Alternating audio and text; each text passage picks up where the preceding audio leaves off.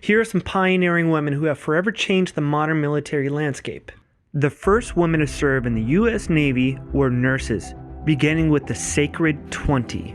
On May 13, 1908, President Theodore Roosevelt signed the Naval Appropriation Bill authorizing establishment of the Nurse Corps as a unique staff corps in the Navy. Opha May Johnson was the first woman known to have enlisted in the United States Marine Corps. Loretta Perfectus Walsh became the first American active-duty Navy woman, the first woman to enlist in the U.S. Navy, and the first woman allowed to serve as a woman in the United States Armed Forces as anything other than a nurse. On July 30th, 1942, President Franklin Roosevelt signed Public Law 689. It created a women's reserve for the Navy, otherwise known as WAVES, Women Accepted for Voluntary Emergency Services. Only when all other women recruits were exhausted would they recruit African American women.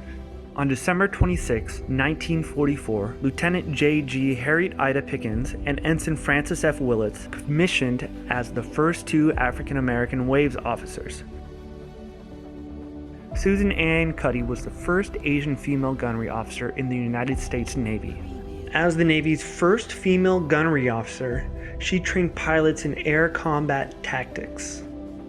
Jane Kende was a U.S. Navy flight nurse. She was the first naval flight nurse to fly to an active duty combat zone as she served at the Battle of Iwo Jima in the Pacific.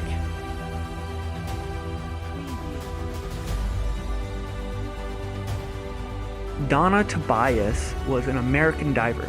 She was the United States Navy's first female deep-sea diver. She took a position as an instructor where she taught submariners escape techniques.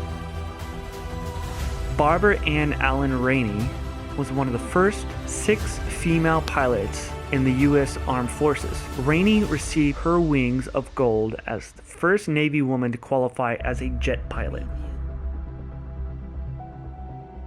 Vernice Armour was the first African American female naval aviator in the Marine Corps, and the first African American female combat pilot in the United States Armed Forces.